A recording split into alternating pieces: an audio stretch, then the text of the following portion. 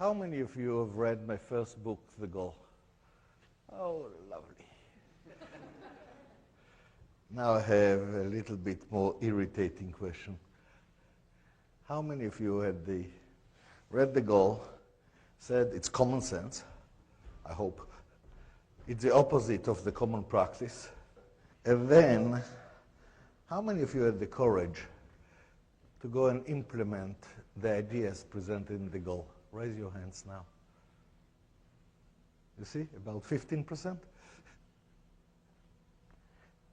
Oh, it's becoming better and better. I believe that now something like 20% of all the manufacturing in the world are using The Goal extensively.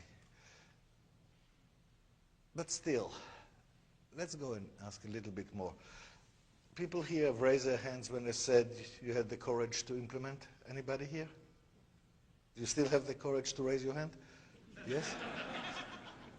I don't know anything about this person, this gentleman. I don't know what is manufacturing. The only thing that I know is what he told us, which is he read the book and he implemented some of it. And that's enough for me, in front of all of you, to ask him the following. Did you got results? Yes, I did. Can you share some of the Sure, results? I actually did it in the financial services industry, not in manufacturing. And we reduced our cycle to market by about, from 18 months down to about 6 months. Not bad for a start. Got me a promotion and a raise, and a nice corner office with a beautiful view of downtown, so I was happy. I can imagine. Have you noticed what you've just seen? Everyone that tried to implement these concepts have got results. Every single one, throughout the world. What you have to realize is, I left the university from physics and jumped into the world of management back in '78. Yes, I am an old man. Do you know what's really meaning old?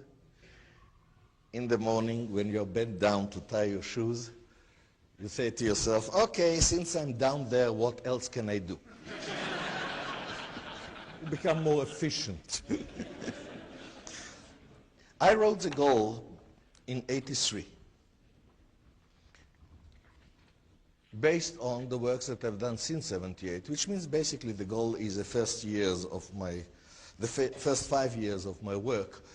And at that time, what I've done, and still do, is I took the concepts of physics, the approach of physics, and I applied it to not the material world like physics or chemistry is doing, not to atoms or electrons or molecules or enzymes, but to human relationships, to organizations.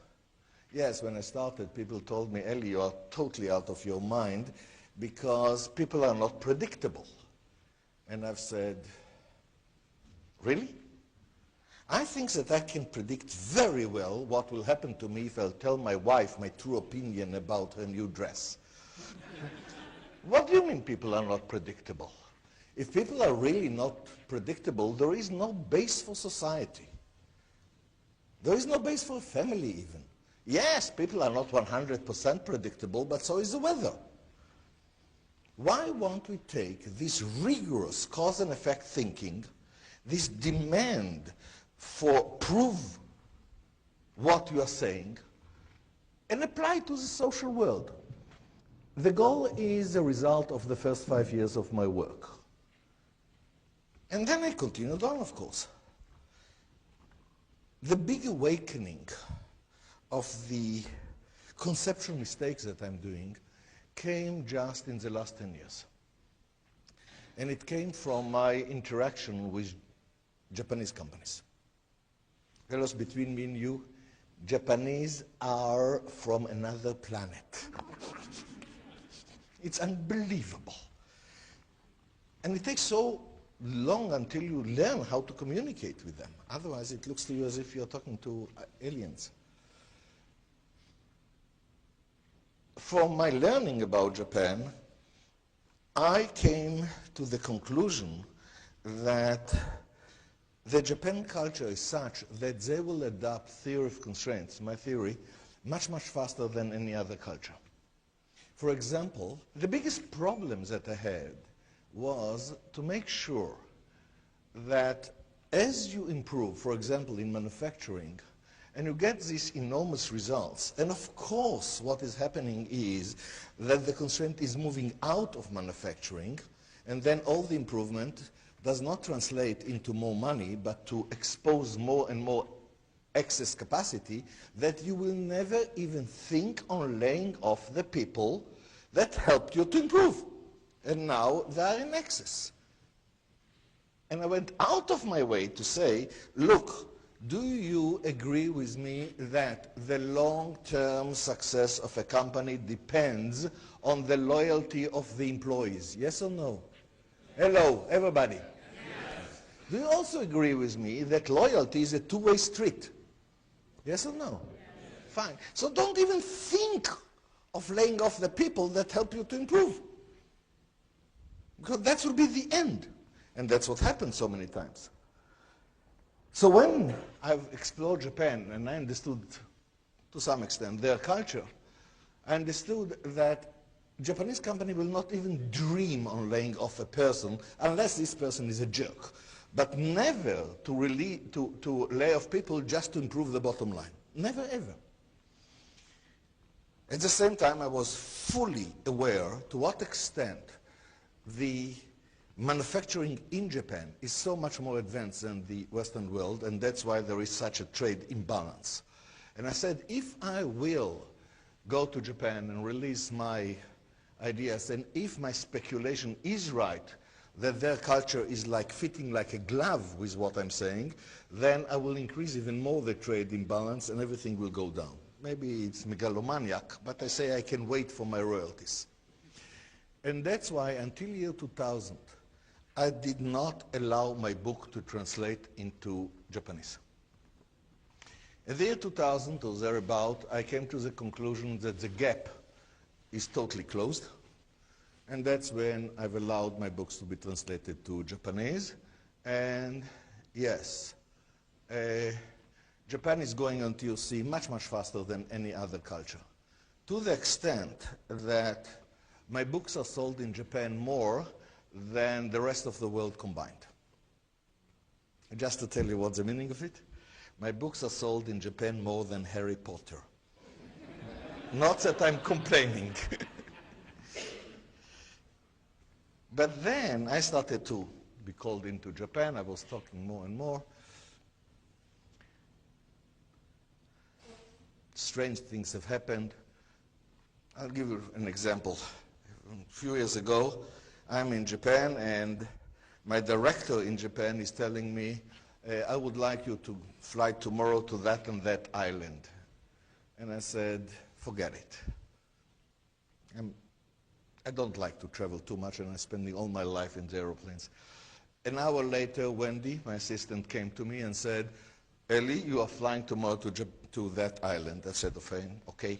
You see, I'm a very, very trained man. I know with whom not to argue. Next morning, I'm there, going out of the aeroplane, and my God, what's happening?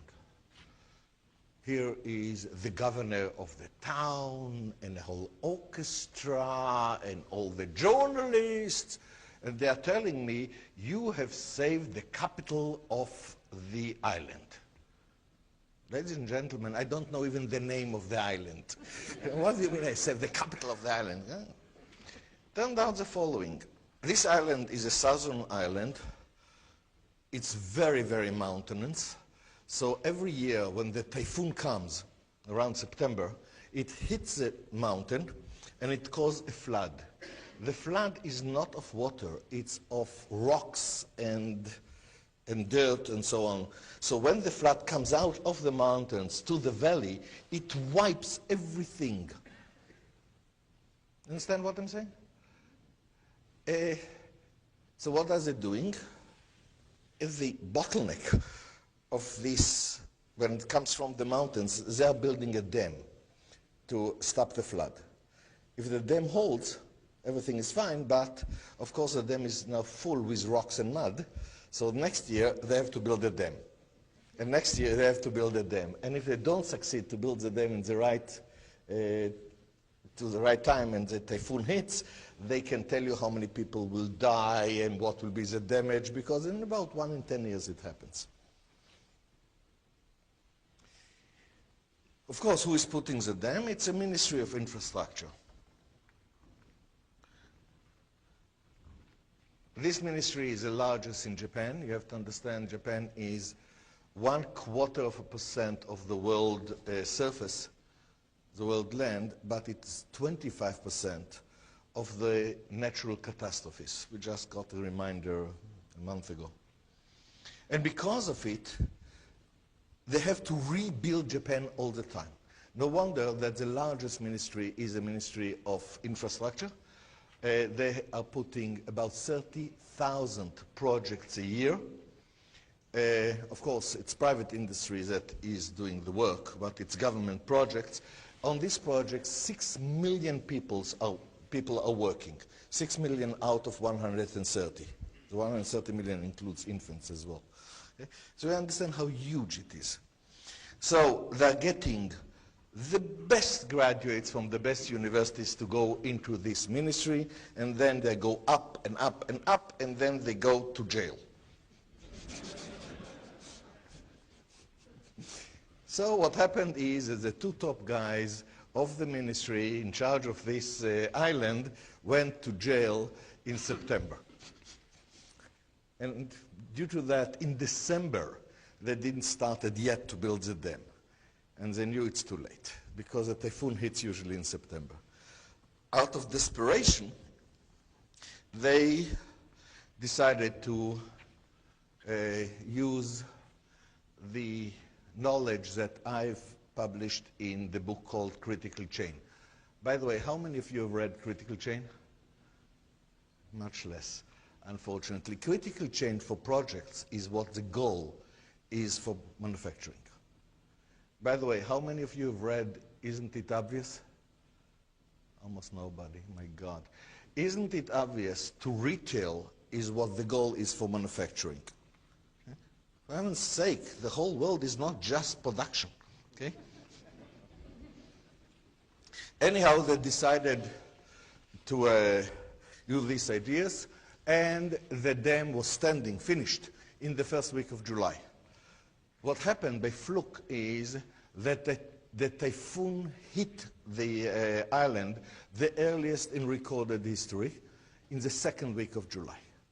So everybody said it was obvious to them that if they would not have used Critical Chain, the flood would have wiped the capital. And that's why I saved the capital.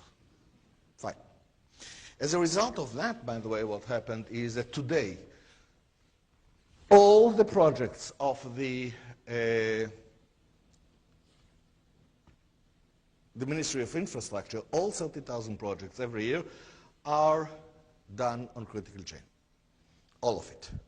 And in order to ensure it, what the government have done is they said every time that a contractor can prove that the task that penetrates the most into the project buffer, and this sentence has a meaning only if you are on Critical Chain. If they can prove that the task that penetrates the most into the project buffer is held by the government for authorization or whatever, the government will rectify it within 24 hours. So now, if you are a contractor, you don't have a choice but to go on Critical Chain. By the way, in order to really honor the commitment of the 24 hours, all the engineers of the MLIT became specialists in the thinking processes of TOC. So they can react so quickly without creating a problem. Why do I tell you all of that? In order to tell you what happened to me in terms of realizing where do I go astray. I'm in Japan, finished all my meetings. I want to go back home, but the flight is only in the afternoon. So what do I do this morning? I'm asking Wendy, And Wendy tells me, Ellie, there is a 2-day workshop or seminar here in Tokyo where it's all the top companies in Japan, and they're sharing experience with each other on their work with critical chain. Because we know that developing a new product is a project. So are you interested to go and hear it? I said, of course. So I went there with interpreter. Always go with interpreter in Japan, because even if they talk English, you don't stand the chance of understanding what they talk. And I'm listening to the first presentation. If I'm not mistaken, it was Panasonic, talking about their experience with critical chain. And then the second presentation, and then the third presentation, each one by another huge company. And after the third presentation, I cannot hold myself anymore. And I say, may I ask a question? I say, yes, of course. And then I said, listen, very impressive. Where are the results? He said, we told you the results. And I said, maybe. You see, when I'm in Japan, I'm really becoming polite. Said, maybe you told me, I didn't understood. My fault. Remember, I'm an Israeli, okay?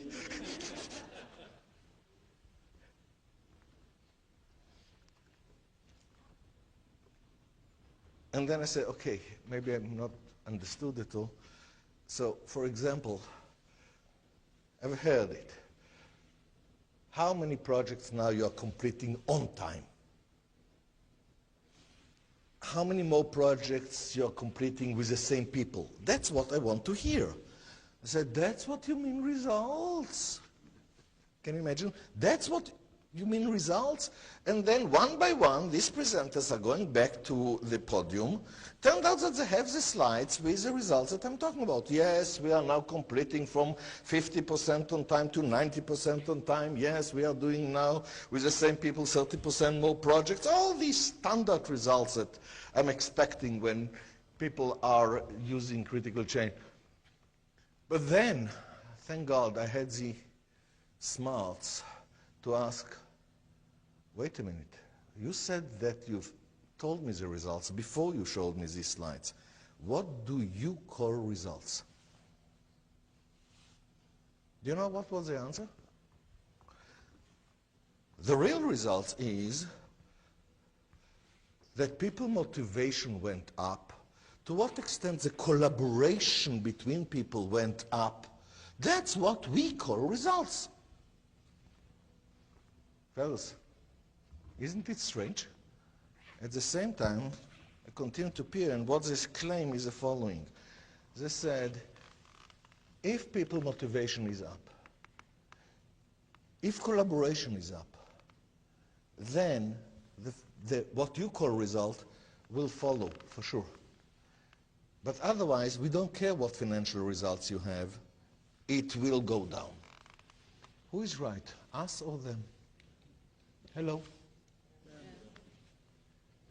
And then I started to look more into the thing that are the soft side, motivation, collaboration. You see, I'm a physicist, so I'm almost conditioned that what cannot be measured is not a science.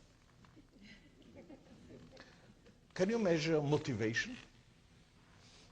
I discussed it with my wife, and she said, Eli, how much do you love me? 7.16?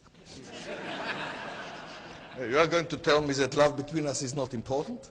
Mom, that you're going to tell me that you don't know when love goes up or down? Even if we cannot attach a number to it? And that's when I start to realize, for heaven's sake, they are right.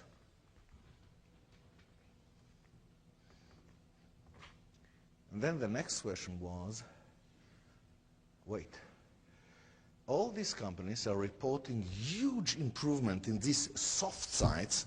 In my eyes today, they are not soft anymore. They are the hardest.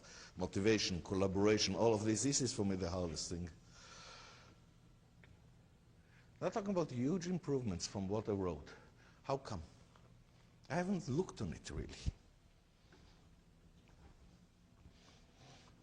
And then I start to realize, I started to realize that the most important thing in the success of a company is the human relationship. And the things that drain the most management time are friction inside the company. And the things that cause so many fires are miscommunication inside the company. So these are not trivialities. This is really the things to take care of. And then I start to realize more and more to what extent we as management put the engines of disharmony inside our own company. In what way? We allow conflicts to continue to be inside our company, and we think that it's okay to continue to struggle with unacceptable compromises. And that's the killer. For example, if you are manufacturing, how many of you are struggling in the conflict of decrease inventory, increase efficiency, without even realizing that this is an inherent conflict? Is it understood, yes or no? Hello?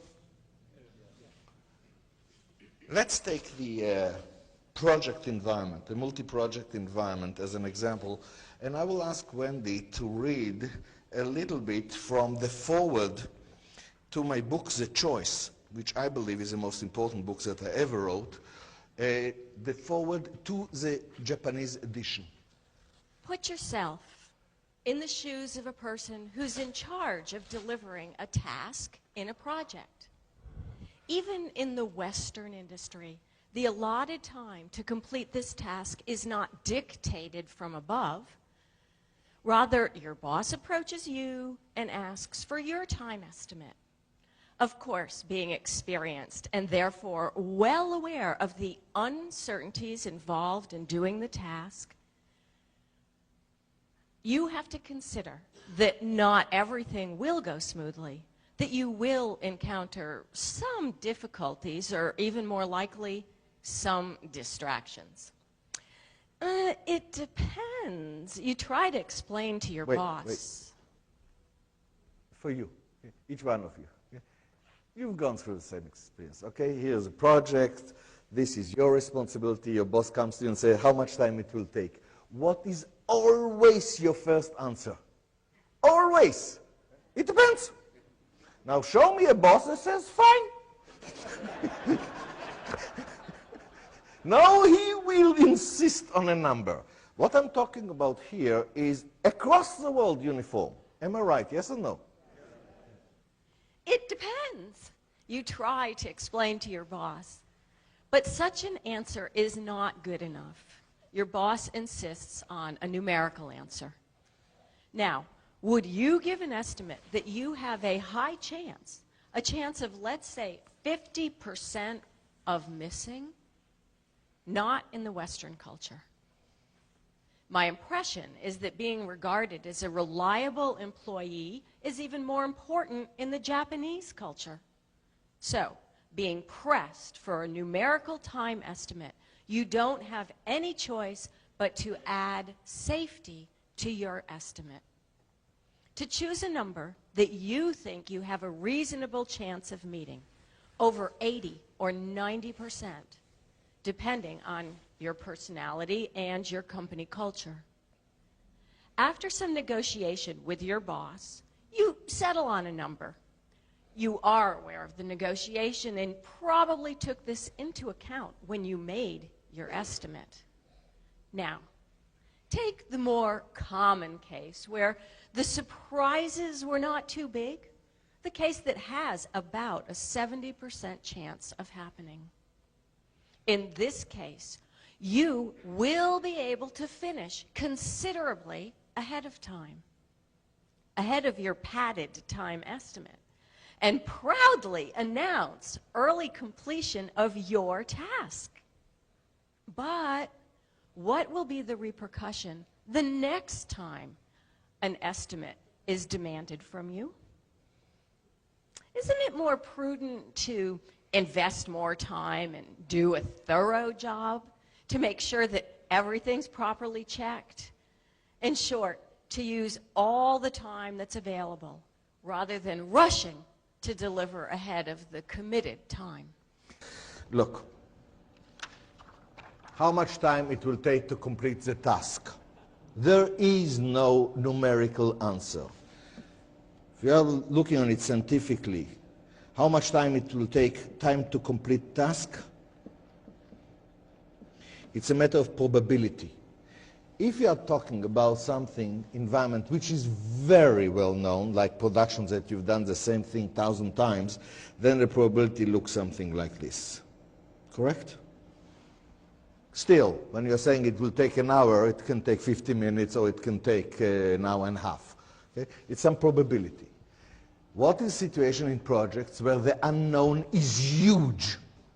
The bigger the unknown, the more the graph looks like that.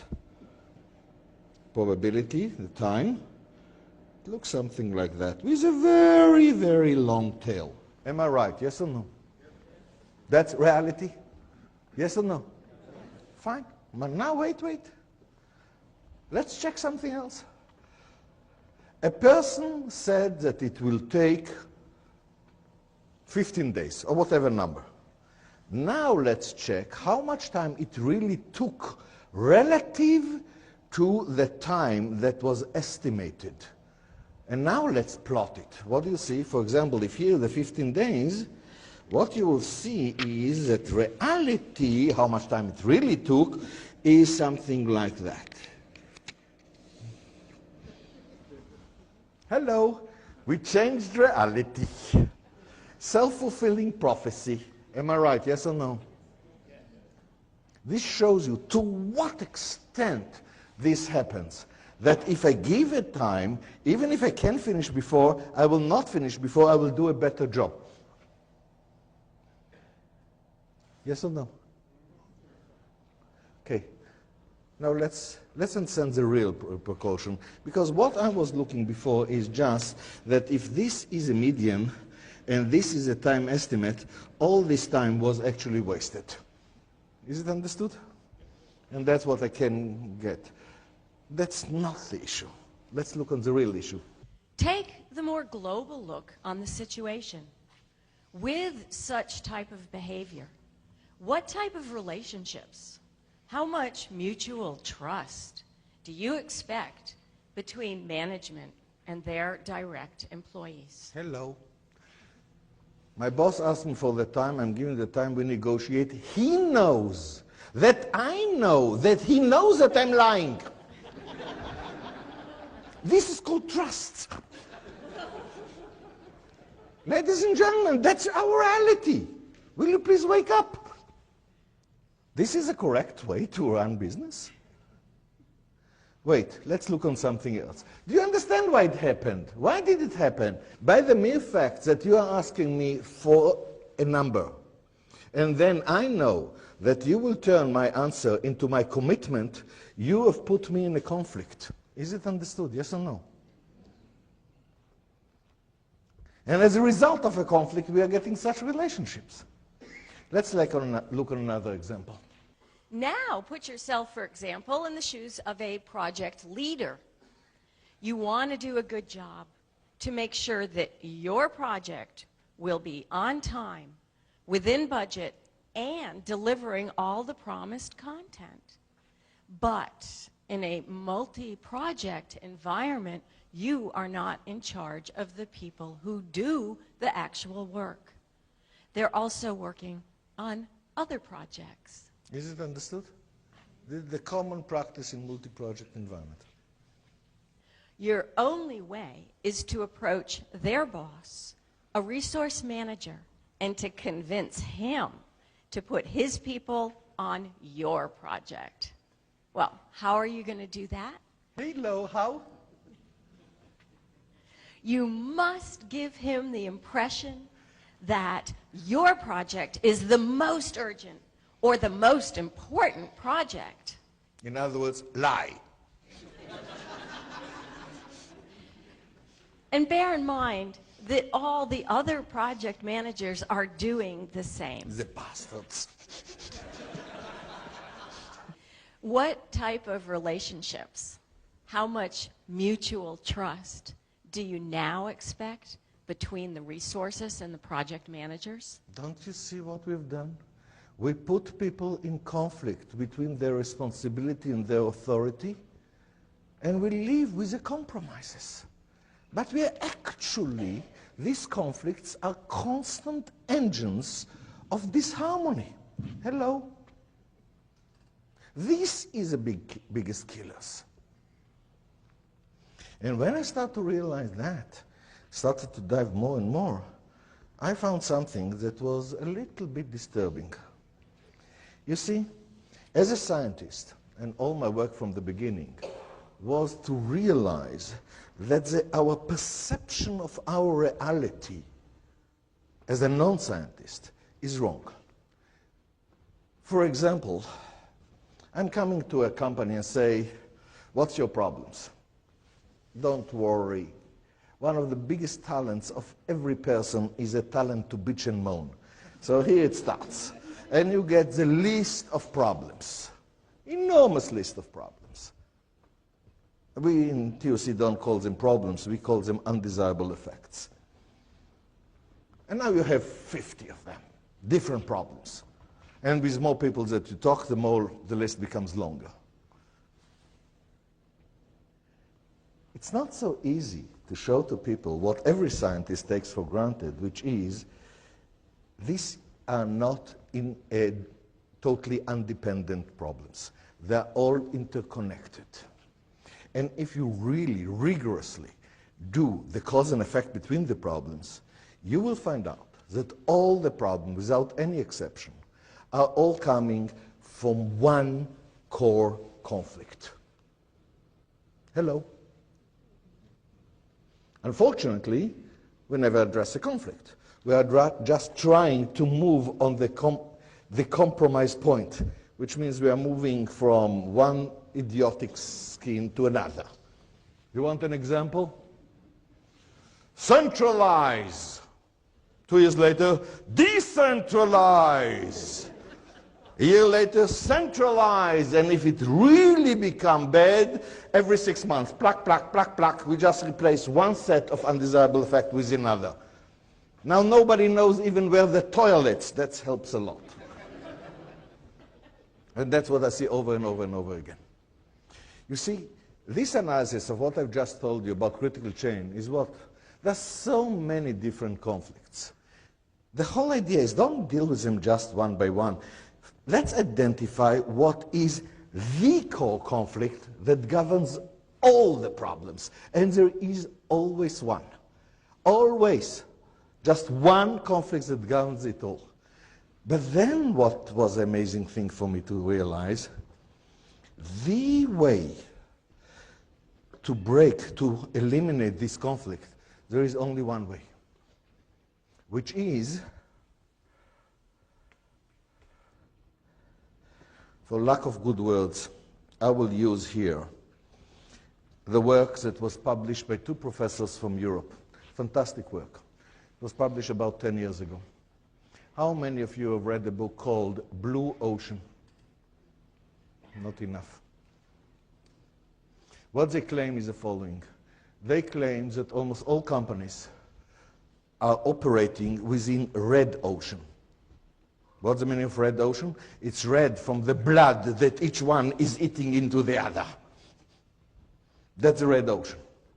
And what they claimed, that in reality, there are companies who succeeded to carve for themselves a blue ocean. Blue ocean means you are satisfying a market need in such a way that the competitors are irrelevant. Hello? And what they showed, case by case, something like 30 different cases of companies that succeeded to do it. And these companies are really in a different shape. The only problem is that when you read this book, and these 2 professors are really honest, they also tell you these companies that achieved the blue ocean were not the first one to come with the idea. They were number 40, 50. And the first one to come with the idea are bankrupt. Why? They don't talk. But if you really analyze it, you find out The way to curve a blue ocean is to satisfy a significant need of your market, not a triviality, but something really significant in the market, to the extent that no other competitor can. Then you are curving yourself a blue ocean. Many times when you came with this idea, turned out that the need that you have satisfied is a baloney. It's not a real need of the market. And of course, if you'll go in that direction, you're bankrupt. The real problem is that even when you have identified a real need and you are able to satisfy it, not always the market recognizes it as a real need. And then you'll have to go and educate the market. This is not a triviality.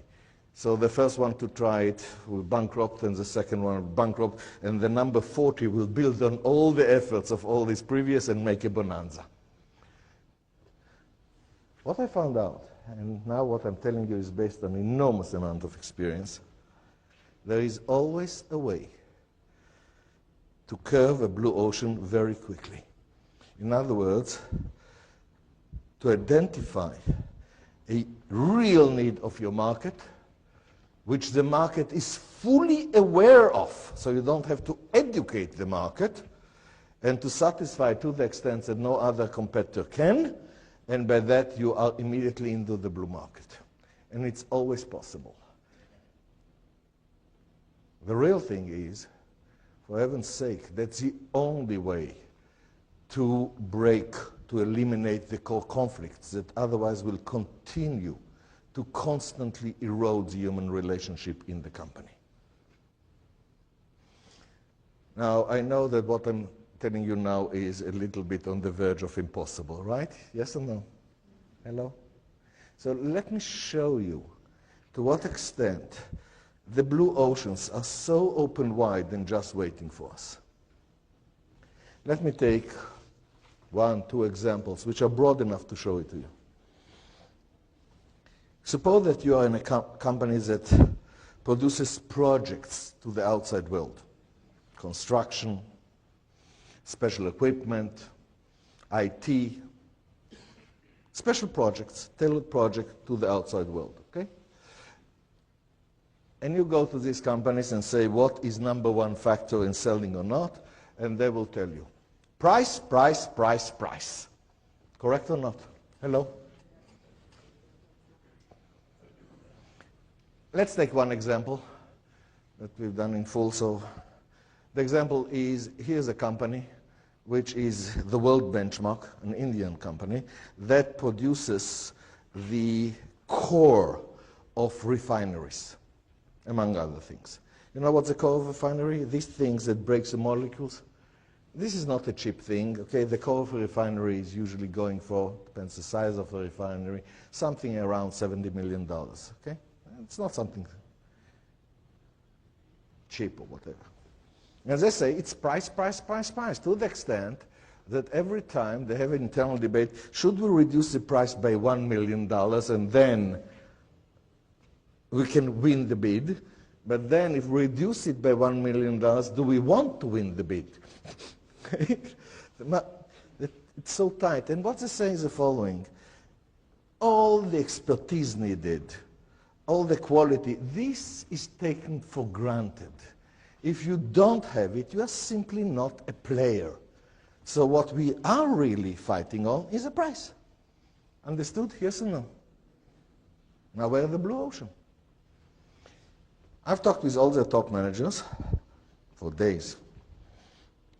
And that was the starting point. And I said, wait a minute. Let's look in reality as is. Your client, when he decided that he wants a new refinery, and then he put the bid in the market, what was his only criteria to decide I want a refinery? What was his only criteria? And you all know it. It's return on investment. Am I right? Yes or no? Everybody understands it in full? Return on investment. But now what you're telling me is that when this same company, same client, is talking to you, the supplier, all of a sudden it's just price, price, price, which means all of a sudden it's just investment as if the return is not part of the equation. Correct or not? Why? Let's understand a little bit better. Look on it. That's a project. Here is a decision. The decision is made based on return on investment, period. Am I right? Yes or no? That will be the time that the project is completed. In other words, only after that the return will start. Up to there, the investment is going in. But now look, where is interaction with the supplier? It starts sometime after the decision, and it ends when the project is completed. You see, the entire interaction with the supplier is in the section that the investment is dominant. Is it understood? Yes or no? No wonder they talk to us only about price. But don't you see what is a hidden assumption that both the supplier and the client are making? The hidden assumption is that the supplier cannot affect the return. Is it correct? For example, I've asked this company, how many times does it happen that the refinery is not ready to refine at the stated completion date? How many times there is delays? Do you know what was the answer? They know about one case that it was starting on time, and by the way, in that particular case, they were not the supplier. And then I asked them, what's the average delay? Huge debate, took time. The answer was, we cannot agree between us, but the average delay, in this case, is between 4 and 6 months. That's the average delay. Then I said, fine. What's the impact on return to the client? And their answer was, we don't know. That's where I've started to lose my patience. What do you mean you don't know? That's your business.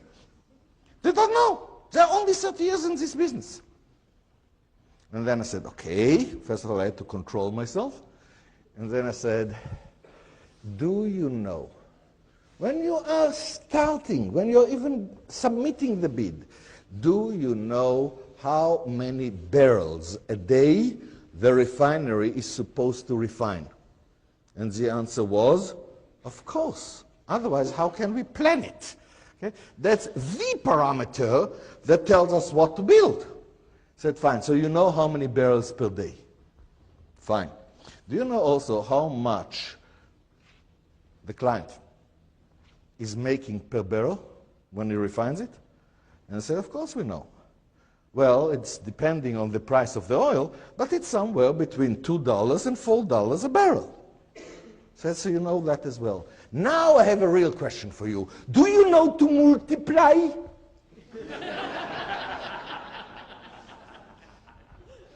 Number of barrels per day times what the client is doing net per barrel.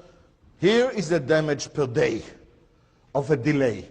Multiplied by minimum 4 months, look what you are getting. It's more than the entire cost of the project.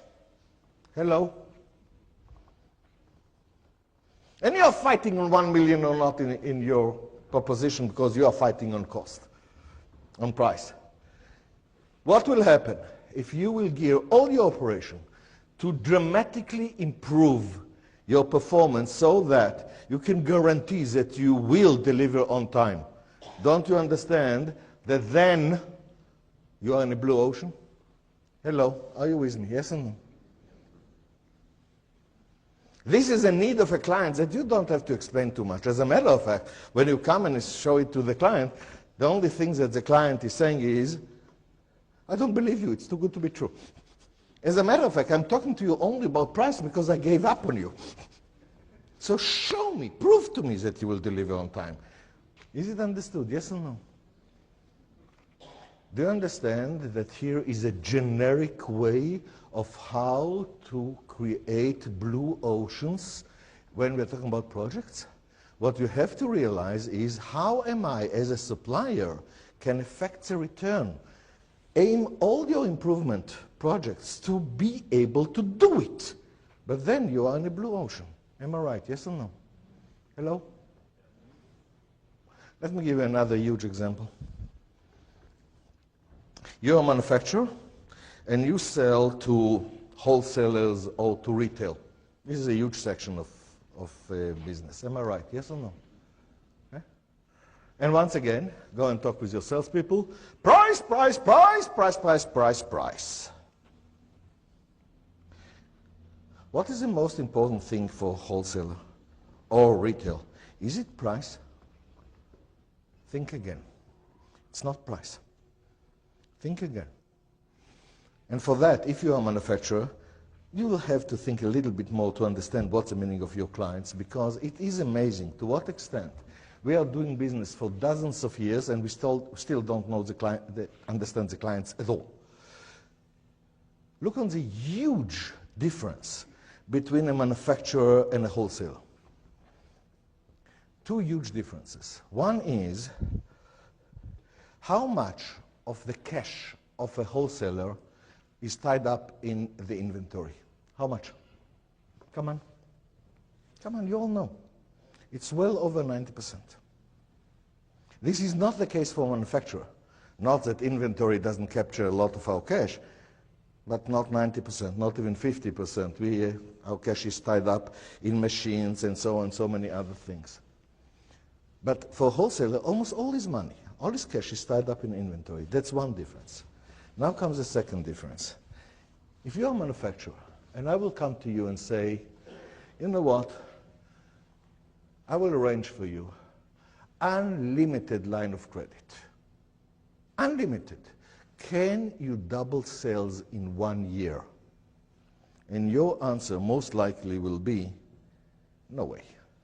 To double sales in 1 year, I need more clients, I need more new products, I will have to expand to other geographical areas. This is not done in 1 year. Am I right? But if I will come with the same proposition to a wholesaler, and I will tell him, I'll arrange for you for unlimited line of credit. Can you double sales in 1 year? What is his answer? No problem. I will just triple the portfolio of products that I'm carrying. I will easily double sales. Is it understood? Yes or no? And because of that, because of these two differences together, will you please start to understand that for a distributor or for a wholesaler, the number one measurement is inventory turns. How many times he's turning the inventory? That is a make or break. Is it understood? Yes or no?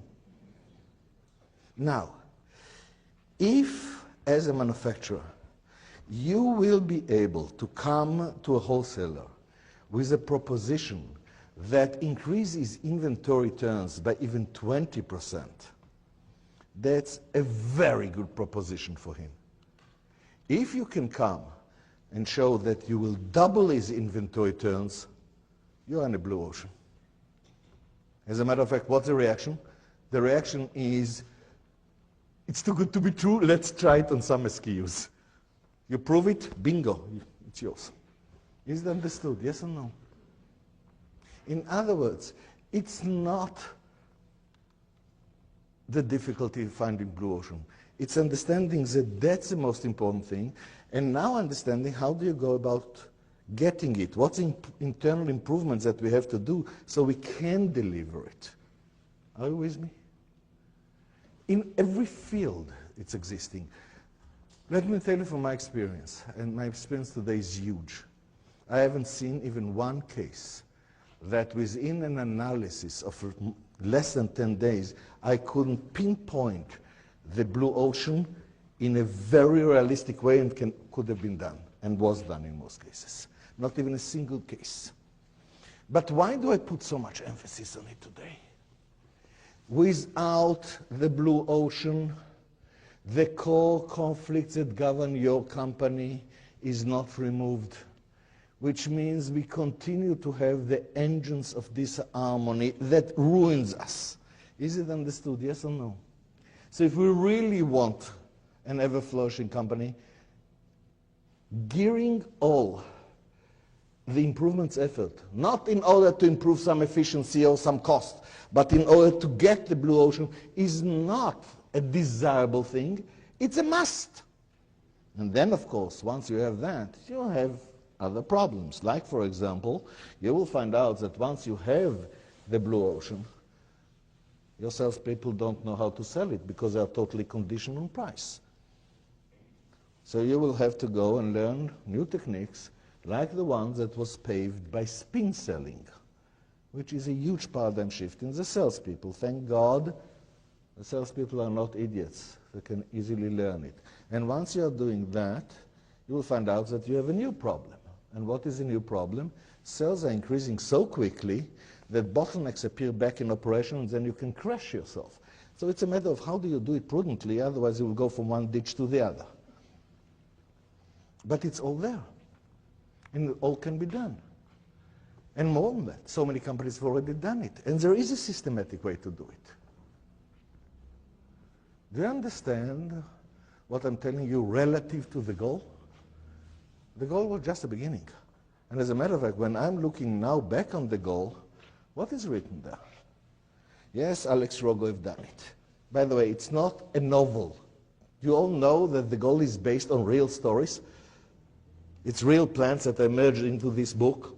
And after that, it was verified again and again. You know, I got so many letters of thank you and so on. The letters that I cherish the most, I received less than a year after it was published. And it was from a plant manager in the United States. And he wrote to me, Dr. Goldratt, your book is not a novel anymore. It's documentary. Because I have done exactly what you wrote and I replicated all the results. And the only difference between your book and my reality is that my wife didn't come back yet.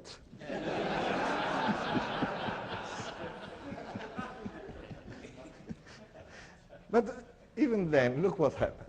They improved operations so nicely, the constraint moved into the market, and now, by fluke, they got one big order. Let's celebrate. And what will happen next month? Where the fluke will come again. In other words, what we're talking about is let's do it systematically so that as we improve, it's not just improving the bottom line. I don't care about that anymore. I'm talking about improving the stability of the company, to increase it and increase it. If the stability is going up, if because of it the motivation is going up, if the collaboration between our people will go up, the financial results are guaranteed. Is it understood? Yes or no? It's the opposite. That's what I want, that you will go on. And for heaven's sake, it's all common sense. What is my problem with you? Outside this science world, somehow we have the admiration of sophistication. The more sophisticated it is, the more respectable it is. And if it's sophisticated to the extent that we don't understand it, then it's gorgeous. Where the hell is it coming from? Are you aware that in the hard sciences it's the opposite? Let me try to explain it. You probably know that the wet dream of every physicist is the Nobel Prize. To get the Nobel Prize, you have to publish one single article, that's enough. But the article must be on the level that when any other physicist reads it, his reaction is, oh shit, that's a Nobel Prize. Fellas, that's the hardest things that exist. To look on realities that look so complex and to find how to understand it so it's so obvious that you will call it common sense, that's the hardest thing to do, but that's the only thing that works. Am I right? Yes or no? And that's what you have to learn how to do. And that's what I'm going out of my way. For heaven's sake, enough with this sophistication. Let's learn how to create common sense. Let's learn to respect each other. Let's learn that our people do not behave so nice as we want because we have allow the conflicts to continue on. We are causing it with our own hands. And we are the ones that don't listen. Well, we have good reasons. For example, you come with an idea, you thought it out, you really know, you come with the idea. How many of your people will react with yes, but? Usually very small yes, big but. How many? How many? All of them. And then we try to listen, and then we lose our temper and we start to attack. Or at least me. Huge mistake. Look what's happening. We are making two mistakes. One is we are grossly underestimating what fantastic intuition people have. And the other one is we grossly overestimating ability of people to turn their intuition into words, to really express what they are talking about. For example, look, what's the meaning of yes, but? Yes to some element of your suggestion of what we should do. And yes, we'll do that. But then, what does it mean? It said, if we'll do that, since this exists as well, the two together logically will unavoidably lead to having that. If we have that, since this exists, these two together will unavoidably lead to that. And this is negative. This is the meaning of yes, but. Is it understood? Yes or no? Unfortunately, when we listen to the person, we don't see it. What I'm begging you to learn, okay, is how to listen to a person and then, from what he says, put this diagram, the yes, all the logic to the but, and then ask him, is that what you meant? You know what's usually the answer? No. That's exactly what he said. It's not what he meant. But the minute that you show it so clearly, he is now able to really verbalize his own intuition. And then you have to still convert it into this precise logic. And then comes the hardest part of them all. Keep your mouth shut for minimum 60 seconds. If the person has this fantastic intuition that he was able to say the yes, but, the minute that it's verbalized so clearly, he has also the intuition to come with the answer, which is, so if we do that as well, the negative will not come. And you will find out to what extent, even if you have thought about it and addressed it, the way that he have now suggested is much better. Because on that area, his intuition is better. Do you understand what I'm talking about? I'm talking about, let's build companies. Let's change our companies to a place that it's fun to come to work. Place that is financially successful, fine. But it's a place that everyone says, instead of it's Monday, he says, it's Monday. Why won't we? All the goodwill is there. All the knowledge is there. Let's put it together rather than allowing some sacred cows to stand in our way. And if you notice, if you read any of my books, it's all common sense. Hello? May I ask you a question? How many of you are interested to explore it further? High. Raise your hand high. Have you noticed people do not resist change? People judge a change, and based on their conclusion, whether or not it's good or bad, they will embrace it or resist it. Now I have another question for you. There are two ways to continue to explore what I'm telling you. One is a company can decide, okay, you and you go and explore it much further. Or a company can decide to explore it as a team. How many of you will, not commitment, will want to explore it as a team, and how many of you will want to explore it through individuals? I want to know the composition. How many of you if you want to continue to explore it, which most of you want to explore it as a team. How many? Wait. Fine. How many will want to explore it by sending some pioneers to really understand it before we will put more? Both are valid. Okay, I will give you both options. First of all, to explore it as a team. Listen, I never gave this offer before. What I want to see is, if we can move more than one company in the same area, can we then create a pocket that can change a country? Okay? And that's why I'm giving you this offer. So listen carefully. The offer is the following. Those of you that want, I'm ready to send an expert, a real expert, to your company for 2 days. What this expert will do is, the first day, he has to meet with every top person, one-on-one, in order to really understand the company. Basically, in this conversation, it's not really a conversation. For example, you are the top guy that the expert meets with, and he will ask you, come on, what's your opinion? And you start to blah, blah, as usual. Don't worry, after about 4 minutes, he will stop you and will say, I want to really see if I understood you. He will take what you said and he will present it back to you as the conflict that is driving what you said, okay? And he'll say, that's what you are complaining about? Usually you will say, yes, but it's not all of it, and you will give more clarity.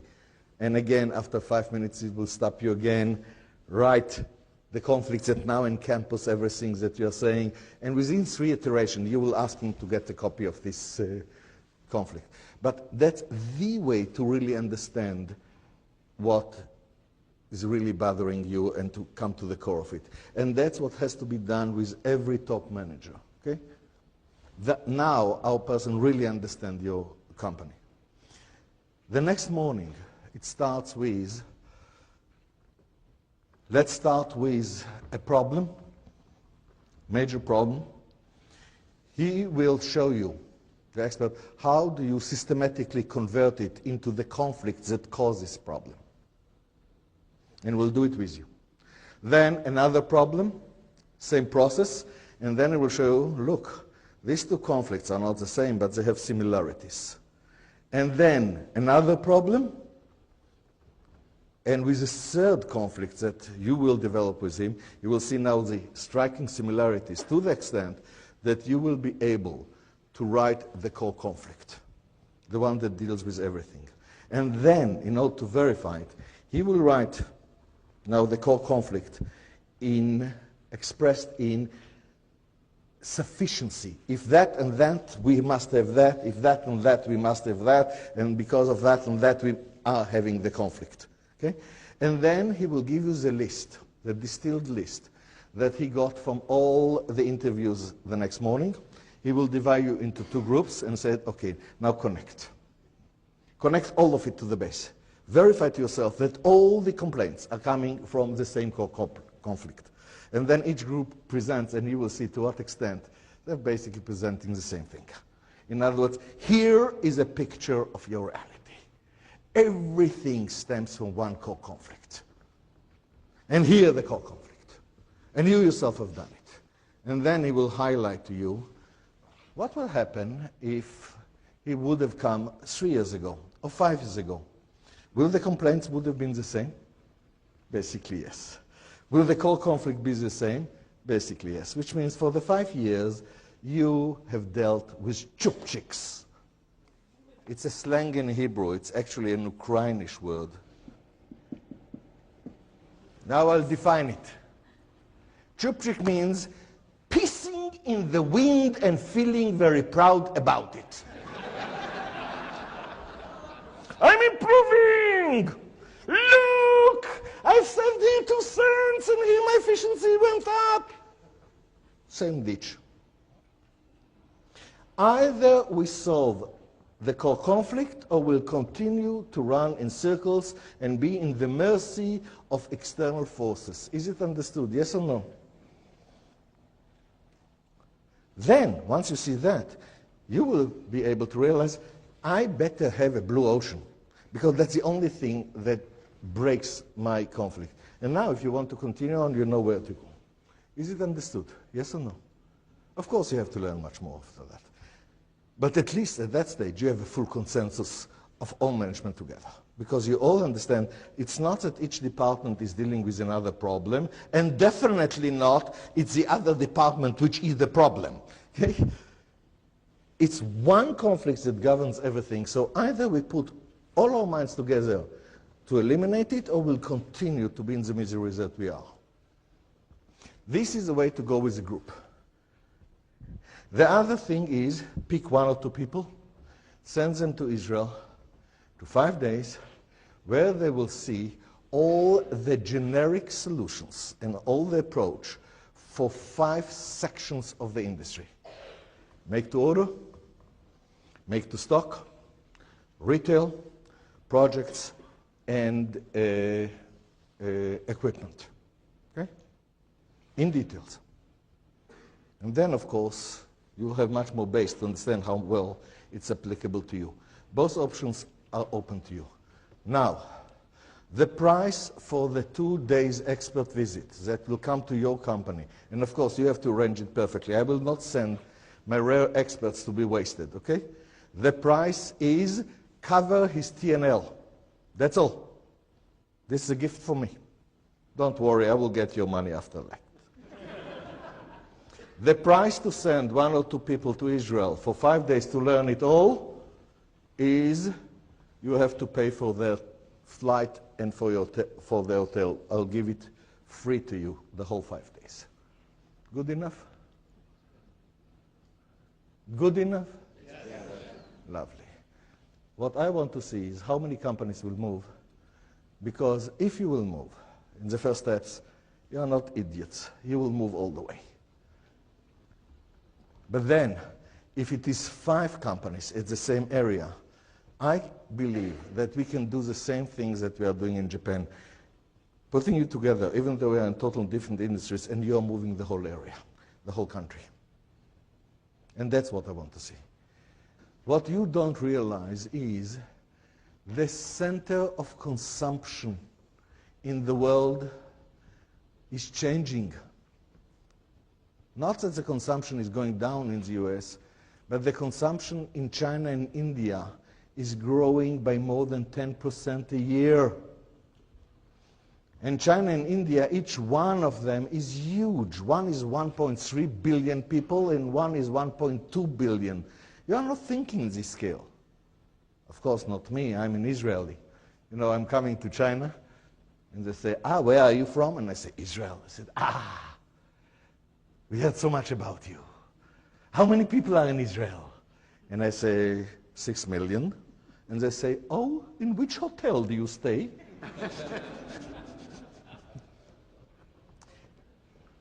The consumption center is moving to China and India. China is a long time ago the biggest producer of the world.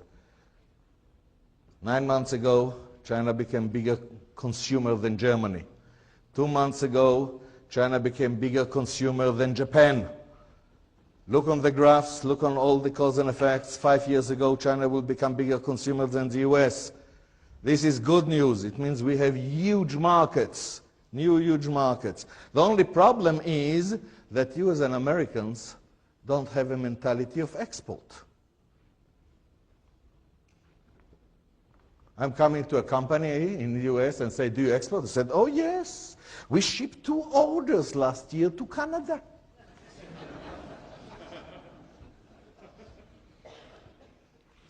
Fellas, the consumption is moving. If you will allow it, in the sense that you are still 6 weeks away from the new consumption centers, you will kill yourself. I'm begging for the last 5 years, Americans, wake up as a national effort, build the transportation fleet so that no matter where the consumption will be, you are only 24 hours away from it. 6 weeks away, And this economy will start to realize what happened when you are an island.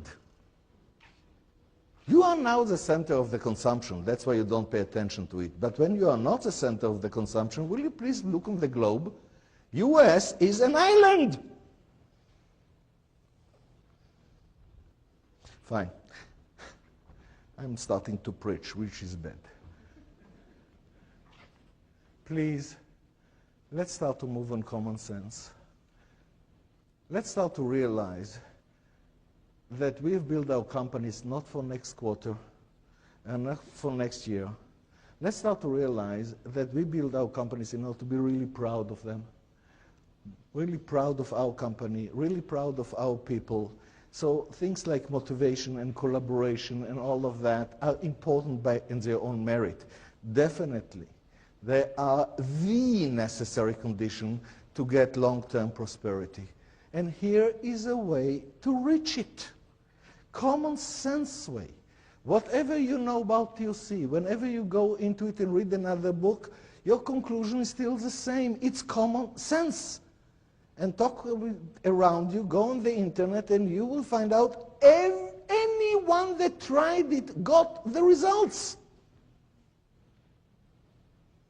So I do hope that you will take advantage on my offer to you of exploring it further, either as a company or as a company but sending individuals.